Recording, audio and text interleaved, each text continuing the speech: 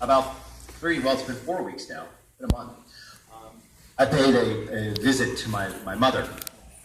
And I don't see my mom that often. We don't get along that well. But I figured, at the rate I'm going, book-wise, book every 5 years. By the time the next one comes out, she'll, she's 80, so she'll be dead. So I thought, well, I should go out and I'll take her a copy of Everyday Cook. And so I went out, drove out, had to get directions because I didn't remember how to get to my mom's house. And don't judge me. You don't know. And I give her the book. Hi mom, here's my new book. And she took it and she turned it over and she kind of looked at it. She looked at me. She looked at the book. Looked back at me. She said, "Well, it's better than the last one." And I said, "Mom, how can you possibly know that? You haven't opened the book yet." She said, "Well, the last time you wrote a book, you only gained 15 pounds. So this is a good book. This is a very good book because I've obviously gained more than 15, 17 actually." Anyway, I wanted to spend most of the time that I'm here this evening before we spend as short a time as possible signing all your stuff. I want to take questions from you guys, but I thought that I would open up by getting some questions out of the way that have been prevalent on the interwebs since this book came out just over 2 weeks ago. Hi, everybody. My butt. The number one question that we've gotten is, why did you call this book Everyday Cook? That's a weird name. So there are 3 reasons, and I talk about this in the introduction. 1, I consider myself to be an everyday cook. I'm just a regular cook. I'm not a chef. I don't have a tall white hat. I almost never scream at people in foreign languages. You get your own copy ahead of time. So I'm just an everyday cook, like you guys. I'll get it. Second, I call it Everyday Cook because these are recipes to be cooked every day. Every one of the recipes in this book are simple foods for everyday eating. None of these recipes begin with the line, day one. You know what I mean? I remember getting for Christmas one year, Charlie Trotter's first cookbook, and I remember opening it, and the first recipe I read, day one, I just closed the book, put it away. That's it. If there's more, because it says day one, that means there's day 2. I don't hold to that, I'm not gonna do that. So everyday cooking, I'm an everyday cook, and I do believe in cooking every day. For me, it's a very, you all right, ma'am? For me, it's kind of a Zen thing. I like to cook. I get a lot out of it. I like cooking for people and feeding people. So I think it's fine to cook if you're hungry, but it's even better to cook because other people are hungry. So I try to do that every day. When I'm on book tour, a little difficult. But when I'm in my normal life, I make a point of cooking every single day. Another question that people have asked, a lot of people have asked, is why in the world would you arrange a book by time of day? Who does that? What kind of freak does that? Cookbooks are supposed to be arranged by subject, or by course, or by dish. Well, that's not the way I think. I cook temporally. I cook during the day, and there are days where I get up and want to cook at breakfast. I want to cook in the morning because it's fun to cook in the morning, or maybe I want to cook at lunchtime. So as I put these dishes together, I realized that there were very specific times that I make them, and that kind of tells a lot or informs a lot about the food. I mean, for instance, there is a breakfast pasta dish, because you're welcome. I mean, breakfast carbonara, I don't know why that hasn't been a thing for a long time, because if you're going to eat a lot of starch and fat, why not do that first thing in the day, get it out of the way, and work it out? Because let's face it, late in the day, I want most of my calories to come from alcohol, so I don't really want to have that starch and fat happening. But I realized that there were some dishes as I was putting this together, and believe it or not, I'll get to that in a minute. There are dishes that I only cook at particular times of day. There's a photo at the end of the book, a recipe at the end of the book for something called midnight mug cake, and it is the ugliest photograph of food ever taken because it's a butt ugly dish. It is ugly, and it cooks in a mug in the microwave, and I have never made it before midnight. I don't know if I can even make it before midnight. I just know that after midnight, that stuff's good. Really, really good. And it serves 2, but it can also serve 1. Which is actually the truth of that most of the time. Another big question has been, how did I choose the dishes that went into this? Because most of the books that I've written have either been related to a TV show or have been made during a time that I was making a TV show, mostly a show called Good Eats, which some of you guys might remember. You take it from something if you want anything personalized. There's a How many function Good on Eats the back fans right do I have here? So like, Well, I have if you one wanted word to for you. personalize it. Sequel. Right on there. Yes! Yes! It is time to once again pick up the puppet and go back to work. But it will not be on Food Network. It is not even going to be on television. It will be only on the interwebs. That's happening. Here. So moving on from that, glad we had that moment together. It's like a rally, you know. People have asked me, okay, why? There's 101 recipes in this book. Where do they come from? And I don't know how many thousands of recipes I've written during the time of Good Eats and other books. I have thousands, at least 1,000, I guess. And every time you start a recipe, when you're doing a book, you typically start from ground zero, from blank pages. And there's a certain safety in that, because when you build a recipe from scratch, you're designing it specifically for other people. And you get very much in a mindset of how that goes and how that should work.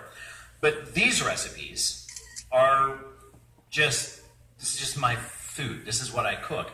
And most of these recipes, if you saw their original written form, they're scribbled in pencil on the inside cabinet doors of my kitchen. When you open up all the cabinets in my kitchen, it looks like Kevin Spacey's character from Seven lives there. I've scribbled on everything, always in pencil, except on the bathroom mirror. I use a Sharpie on that. I scribble recipes everywhere, and they're not meant for anybody but me. So when translating them to a book form for other people, it's actually really, really hard, which is why there are a few mistakes in the book, like 7 that I've found so far. So you might want to get a pen out and write down this web address. To correct your book, you're going to want to go to altonbrown.com/oops. altonbrown.com/OOPS and make the corrections in your book. But look at it this way. Each one of the corrections, and some of them are very, very small, but I'm just picky about this stuff. All of these mistakes will be repaired in the next printing, which means you have a collector's item. Okay? So just wait for the next printing and then sell that sucker on eBay, because you got the original with the mistakes. And some of them are, like I said, very, very small. Some of them are more clarifications than mistakes, but still, I'm a very exact kind of guy, and I want you guys to have all the information. So make sure you do that. Another really big question, probably the biggest question of all that I've gotten about the book is, why in the world would you photograph all the food with an iPhone? Indeed, all the food photographs in this book were taken with an iPhone 6s Plus, and every one of them from directly overhead. Why would I do that? Well, it's not to be gimmicky. It's not to, lock in the Instagram generation. And it sure as heck wasn't because it's easy, because it isn't. It's actually really, really hard. But what I wanted to do is I wanted to concentrate on putting all the creativity of the photographs. This is the first book I've ever done. It's my 8th book. I've never photographed food for a book before. So I really wanted to put all the creativity in front of the camera. When you've got every photographic tool at your disposal, you spend a lot of time futzing around with lenses and angles and all of that. I was like, look, we're going to get rid of that. We're going to have one angle directly overhead, and we're going to use basically the Kodak Instamatic of our generation, the simplest camera that we all have, which is our phone. And because of that, I was able to really concentrate on what was going on in the frame and to make these kind of graphic still lifes, which I'm very, very proud of. The lady who was up here talking, Sarah, step out. You can come on, Sarah. Come on. Sarah DeHere took all the photographs in the book, and I think deserves some applause. She's a great Instagram photographer, and that's actually how I got into her work and how she ended up photographing the book. So you should follow her. But what using the iPhone allowed us to do is to really concentrate on being, I guess, more honest about my food. going on in the frame, and especially some of the service pieces I use and plates I use in my day-to-day life, which are, I didn't think they were unusual until we shot the book. And I'm like, okay, most people don't plate chips and salsa on a 1974 Mercury hubcap. I don't know why, because if it's clean, I don't have a problem with it. I plate saltines in a Kodak slide carousel. Half of you don't know what that is. 2/3 of you don't know what that is. The breakfast carbonara in the front of the book is plated in a Vietnam-era Army mess kit. Why? Because that's what I serve it in. And my silverware is in the book. I use plastic forks and things because that's what I've got, and that's what I use. So that's why we decided to do that in the book, because the photographs are essentially a self-portrait of me and food, I guess. Which means that if you don't like the book, I guess you don't like me.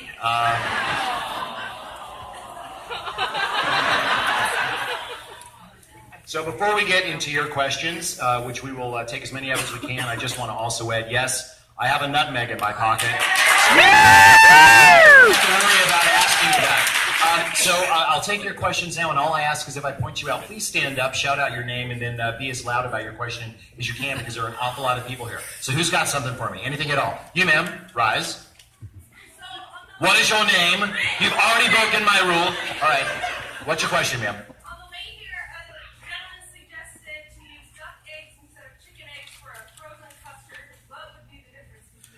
Well, the question is the difference between using chicken eggs and duck eggs in a custard.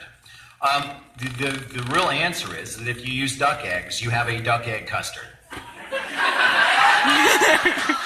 I have messed around with every bit of poultry that spits an egg out of its backside.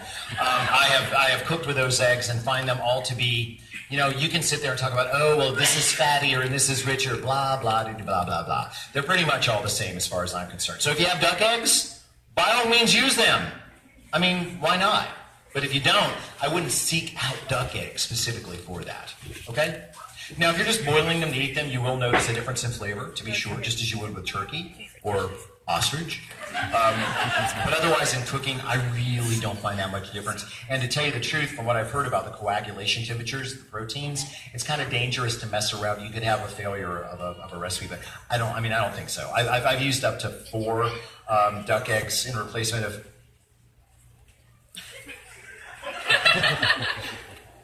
No, doesn't matter. Yes, ma'am. Hi. What are the favorite recipes that you cook on a regular basis? Well, I cook. What are my absolute favorites in the book? Well, they're all precious snowflakes. But I do have maybe 20 that are kind of like in heavy rotation. The breakfast carbonara is in heavy rotation. The kind of overnight oats are in heavy rotation. The amaranth wafers are I'm addicted to. I used to really not amaranth, another one of those ancient grains, blah, blah, blah. And then I started making these cookies, and it's like, oh crap, I can't stop. So those are really awesome. Chicken Parmesan meatballs, just lay me down and stick them in. I don't even need to chew. I can just eat that stuff up. Every single cocktail that's in the book is a regular. The chess pie is ridiculous. The sesame noodles I ate a lot of, and the fish sticks and custard for the cookies. I don't always make the custard, but the fish sticks rock. So I'm trying to think if there's any other that's super high up on my list. The banana oatmeal bread I make on a weekly basis. It's the best banana bread I've ever had, and it's made primarily with oats. So that's pretty cool. Anybody else? How about you, ma'am? I have 1.5 questions. Okay. I have a question to follow up the nutmeg in your pocket. Are you also happy to see it? I am happy to see you, but that is just a nutmeg in my pocket. And it's way up here, so that's weird. What's your favorite recipe that starts with no, trust me, this is actually good? Do I have a favorite recipe that starts with no, trust me, this is actually good? In my own book? Oh, in general. Who's providing clarification? That's some kind of direct link? I think it's kind of look Korean pie. You make a cantaloupe cream pie. Yes. And whenever I tell people about it, I'm like, no, trust me, this is seriously good. Well, in this book, interestingly enough, it would be the green grape cobbler, which is a refrigerator cobbler that is actually amazingly good. Cantaloupe cream pie. Muskmelon! What? Muskmelon! What? Muskmelon. No, it's muskmelon technically. So you're lying to me. You're actually using muskmelon. Yeah, I'm sorry. Really? So that's how it's going to be tonight. So is muskmelon better for cream pie than cantaloupe? It's not the same thing.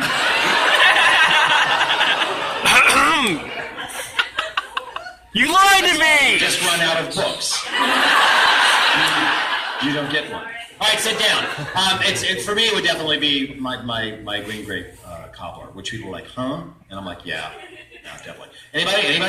How about you, ma'am, in the red shirt and the glasses? Yes, I just bought a mid-century church to live in. And You just bought a mid-century church to live in. So it's a church that looks like a Mad Men set. Is that what you... Yeah, kind of like that. Okay. it has No no kitchen. So kitchen. I can put in my dream kitchen. What's your advice for someone designing their dream kitchen? What are the essentials? Marry money.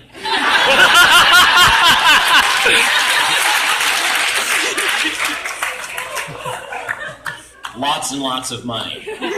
So you bought a church with no kitchen, and you're going to move into it. And you're going to put a kitchen in it. Where are you putting the kitchen? I'm just curious. In the sanctuary. Okay. So, like, the altar will be sub-zero now. Roof and stuff. So you want to know how to go about designing that. Well, yeah, do you have any tips or like essentials, must-have? Yes. You mean essential devices? There is no other thing you need besides money. So much as the designers tell you that you need. You know, you want good gas ranges, and you want quiet dishwashers, and you want 2 ovens, and you want them to be good. You know, but whenever I buy major appliances, the main thing I'm always asking is who is going to service it, and how far will they have to come, and how much will they charge me. I buy things based on service, rather than because you can buy the best Italian oven ever, and that one thing breaks, you're done. Ciao. Because no one can service it, and no one's coming to service it. You know, so base it on that. I do that with everything. I buy cars based on how far away the service center is. I'm like hardcore about that. And then, as I had said before, what was the thing I said? Money. Yeah, marry money. You're already married though, aren't you? So, did you marry money? He's working on it. Is he here tonight? He's not here tonight? Look, Gotta make the money somehow. you're still young. There's still hope. How about you, sir, with the glasses? Hi, Michael. My favorite Beatles album or song. I grew up in a radio station. My parents owned a radio station when I was a kid, and I will never, ever, ever, ever forget the day that my dad came home and brought me his promotional copy of Sgt. Pepper's Lonely Hearts Club Band. And he gave it to me, and I disappeared into my room for like 6 months. And that was life-changing. Well, it's not so much, maybe not my favorite now. That would probably go to Revolver, maybe the mono edition. But for life-changing, I got to go with Sgt. Pepper. That was totally unculinary. How about you, child? You. Hi. Hi, Lillian.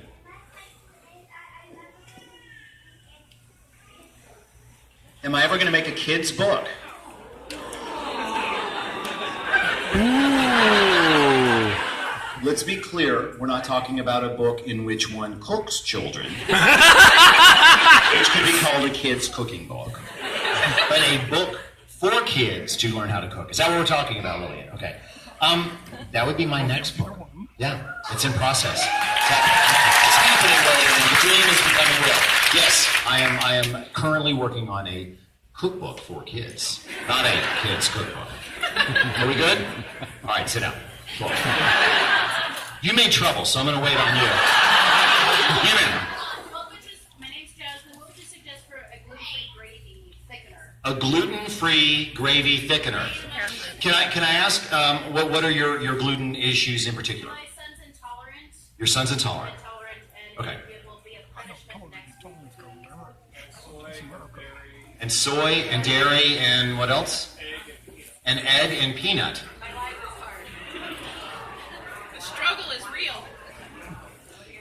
Luckily, cornstarch makes a pretty good thickener.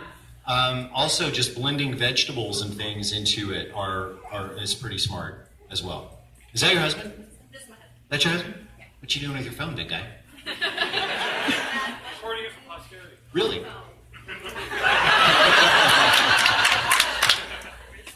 No, you're not. That'll be here when we're done.